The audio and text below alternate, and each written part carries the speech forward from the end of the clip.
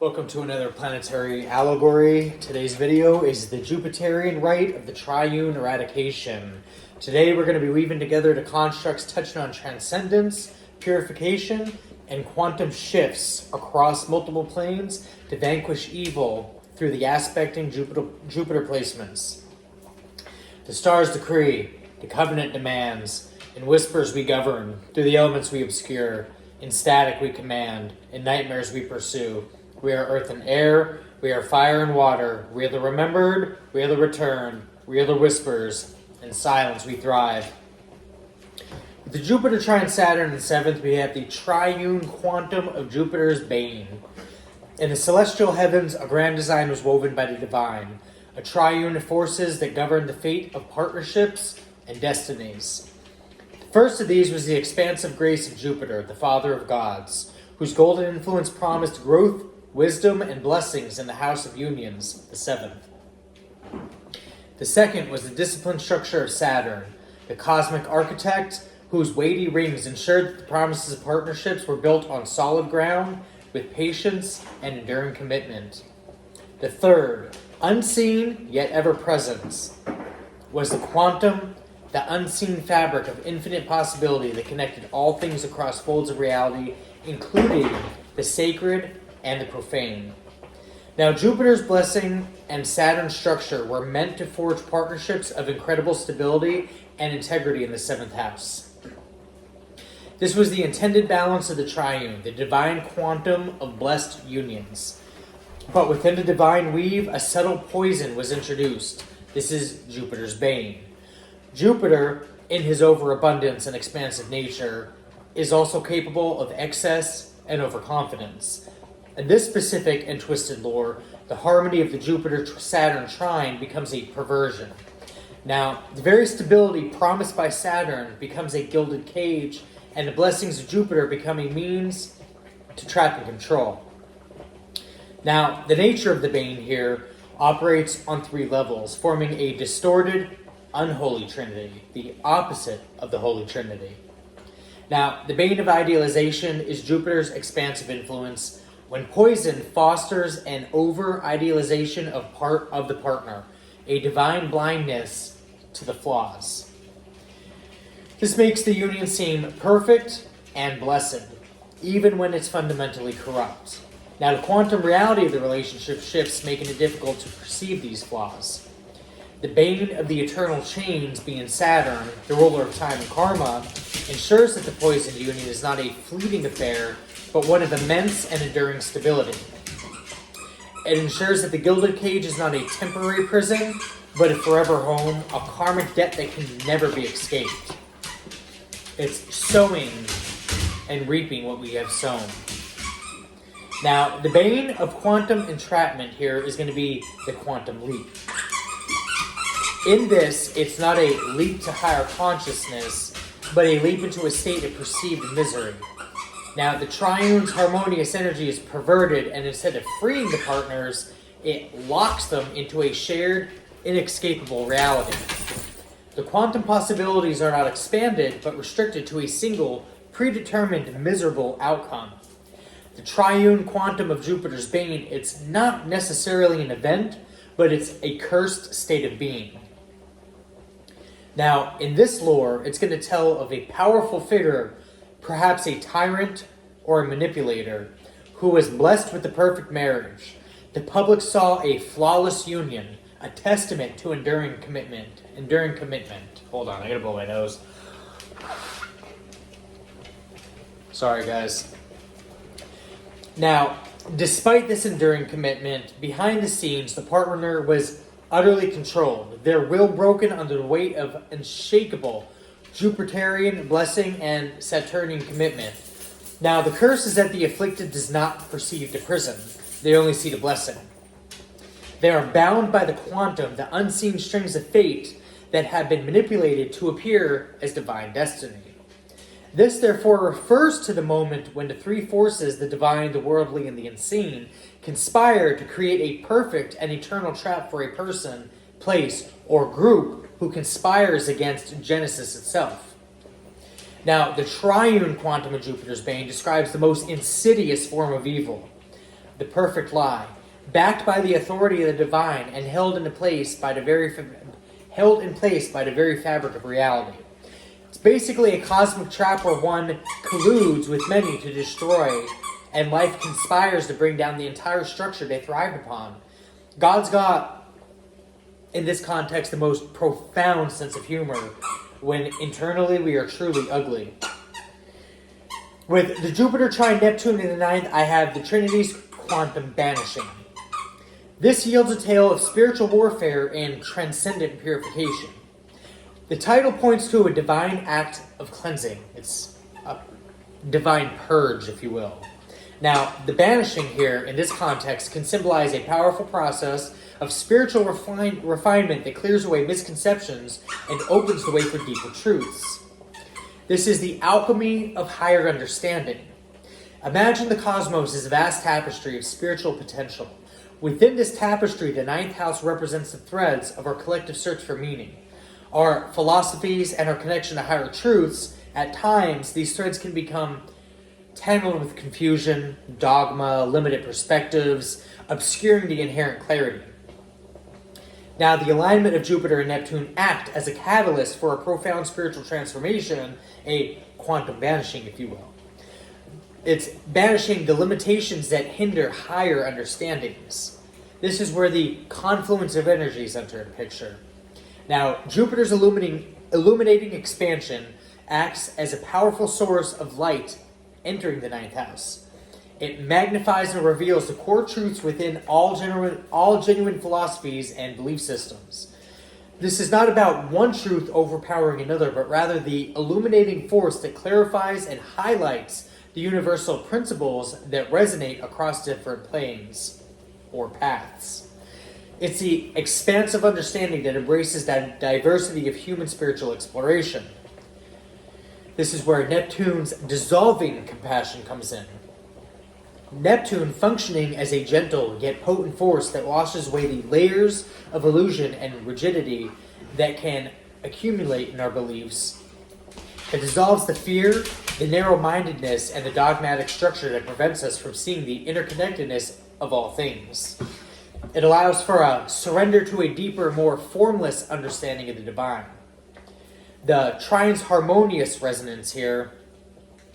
The trine aspect between Jupiter and Neptune is the key to this quantum effect. It signifies a natural, effortless flow of energy, a perfect resonance, if you will, that creates a state of heightened spiritual receptivity. This harmony allows for a profound shift in the consciousness, or a quantum leap as it's referred to, in the understanding that transcends conventional boundaries. It's a moment of grace where higher truths become readily accessible. Now, the symbolism of the banishing here, at the peak of this alignment, the combined energies of Jupiter and Neptune create a powerful wave of spiritual clarity. The wave doesn't destroy nor condemn, it dissolves the obscurations. Now, the limitations, the misunderstandings, and the rigid dogmas that have clouded the pursuit of truth are not vanquished by this force, but simply lose their hold and dissipate in the face in this overwhelming clarity and compassion. It's a purification that leaves behind the essence of genuine faith and wisdom. Following this symbolic quantum banishing, the path to higher knowledge within the ninth house becomes clearer. The pursuit of truth is no longer hindered by prejudice, and understanding is not limited by dogma. It can be seen as a time of collective or individual spiritual awakening, where the ability to discern genuine wisdom from falsehood is enlightened. With the Jupiter trine Lilith in the 12th, I have the Trinitarian quantum key. In the hidden realms of the subconscious, guarded by the 12th house, lies a secret chamber where the soul's most profound and repressed truths are held. Access to this chamber is not granted by force or through conscious effort, but a subtle, transcendent alignment of cosmic forces. This is the realm of the Trinitarian quantum key. Now, the Trinitarian key is composed of three divine forces working in harmony, brought together by the celestial trinal aspect of Jupiter. Now, Jupiter, being the expansive seeker, In this lore, Jupiter, the great benefic, does not simply bring luck or wisdom, but acts as a cosmic key turner, if you will. His presence in the 12th house bestows a profound understanding of life's hidden mysteries and the secrets of the subconscious. He expands the boundaries of the invisible, but his benevolence alone cannot unlock the most protected truths.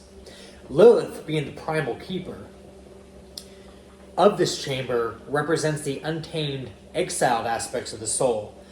Exiled from the conscious psyche, she guards the primal impulses, hidden angers, and deep-seated autonomy that were rejected by the world.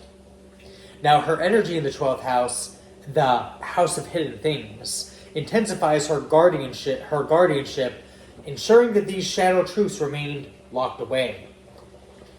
This is where the quantum, the unseen interconnector, which is also the unseen link, being the fundamental layer of reality that connects all three forces here, acts as an invisible force that binds Jupiter's expansive energy with Lilith's primal energy. It represents a shift beyond the linear, a leap into consciousness that transcends traditional perception, and allows for a profound, instantaneous insight into the hidden truths of the 12th house. This is where the activation of the key happens. Now, the Triune aspect between Jupiter and Lilith is the moment the Trinitarian quantum key is activated. It is a rare but harmonious alignment nonetheless. It's a profound cosmic grace where Jupiter's expansive wisdom and Lilith's defiant shadow finally find resonance and run parallel to one another. Now, in this sacred instant, Jupiter's light no longer shines blindly, but with the illuminating wisdom to see into the deepest, darkest recesses of the subconscious mind, or into the abysmal plane, depending on how you tap into the fifth dimension and peek past Malkuth. Now, Lilith, the exiled keeper, recognizes the approach of the compassionate force, and in the moment of spiritual surrender, allows the door to be unlocked. This can also take place not just with Lilith, but with Isis and Tahuti. Now, the quantum field, the silent witness to all things, reorders its fabric. It's kind of like manipulating the fabrics of reality, creating your own laws of physics, and operating in your own probabilistic, amplitudinal manner, with your own angular displacement directly reflecting your octangular resonance fields into your direct reality around you, and creating little ripple waves almost, and making your own reality more perceptive to input from you rather than natural law of order. Now, it shifts from a state of hidden potential to an awakened realization, granting an instantaneous understanding of the soul's deepest mysteries. The Trinitarian quantum key does not grant powers in the conventional sense, but it unlocks a profound and often uncomfortable truth. This is where some practitioners either embrace the unknown and the intrinsic core truth that is reality, or they lose their mind, and it's just not quantifiable in their neural pathways to process the information that flows through. It's very overwhelming for some people, and they end up in mental hospitals. Now, the journey that follows is not about acquiring new knowledge, but integrating the powerful and primal truths that have always been there, waiting for the right moment to be revealed. It's kind of like holding a hidden card in your hand and then out of nowhere, dropping a bomb. Now, the Great Trinity's leaping purge here is going to come through in the placement of Jupiter, Chiron, and you got to remember this is a sensitive degree aspect. So it's going to be an amplified energy in Chiron. Now, the cosmos, in its grand design, contains a hidden order governed by a divine triad, the Great Trinity. This is not a dogma, but a metaphysical truth, representing the creative, sustaining, and destructive forces of existence. The Trinity here is said to occasionally enact a leaping purge, and that's, air quote, leaping purge, we'll call it. It's kind of like backtracking through other timelines and eliminating any errors and past mistakes you might have had, and then leaping forward to your most productive timeline and shutting down anything that needs shut down. Now, this sudden quantum-like acceleration of fate is intended to purify a flawed cycle and restore balance. Not this balance, cosmic balance and divine order. The stage for such an event is set when forces of unchecked expansion and unhealed pain come into direct, unavoidable conflict. This celestial tension is represented by the square aspect. This is why we need to be mindful when we're on our square who the lead catharsis is in the ritual of life.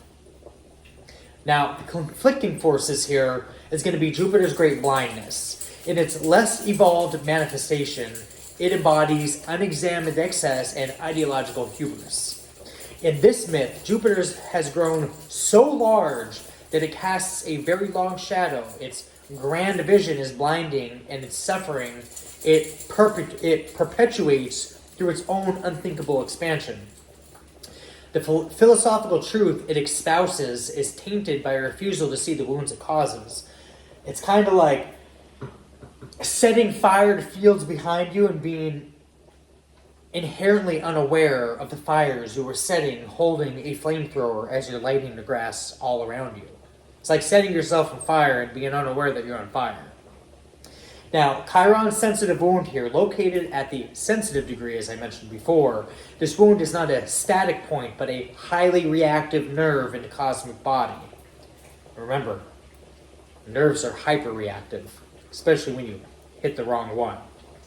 It holds the accumulated pain of all who have been hurt by unchecked growth, dismissed ideals, and the expansion of ideologies that leave the vulnerable behind. It's kind of like 1 versus a million representing the million that were hurt by the million that intruded. Now, the sensitive point is in a state of constant low-level pain, waiting for the proper force to either amplify it or heal it. So it's kind of like a window is granted to correct a situation, and once that window closes, that pain is going to be amplified by forces that most couldn't even begin to comprehend. It is going to be a level of unpreparedness like a pandemic, but more detrimental to a smaller group of people. Still a group of people, but a smaller group of people nonetheless. Now, the square and the purge here. The square aspect is the moment the conflict becomes unavoidable. This is like knowing somebody knows something, and you know that they know that you know, and you should probably take affirmative action immediately to fix something, but instead you delay because you want to play hardball, and then you only end up falling into a hole that you cannot escape. Now, Jupiter's expansion here, perhaps arrogant, pushes for a grander truth, and it comes into a direct opposition with the raw, sensitive pain of Chiron. The very philosophies meant to offer salvation are revealed to have caused the deepest wounds. Now, the tension is not harmonious. It is a spiritual crisis, a moment of reckoning. This cosmic tension is the trigger for the Great Trinity's leaping purge. When the square ignites, the divine triad intervenes, not with a slow, gentle healing, not at all, but with a sudden quantum-like action. It's like when a drug dealer gets raided and the cops come banging through the windows, the doors, and the ceilings. Boom. That's quick, swift action. It's just like that. It's unexpected, it's unavoidable, and it's too late at that point. This is where the leap comes in. The quantum leap is a nonlinear shift in reality, a bypass of the slow process of conventional healing. It forces an instant confrontation with the source of the trauma. So it's like if somebody's going around stabbing people, and then they get caught, and then they're put on the news for public display. They're confronted with the trauma that they were causing. It's an instant meeting of the two problems. Now, the spiritual growth promised by Jupiter is delivered in a painful and instantaneous form. It's a purge of unexamined and unearned energy. The purge here is going to be the final act of purification. The unthinking idealism of Jupiter is shattered, and the self-pity of the sensitive Chiron wound is incinerated.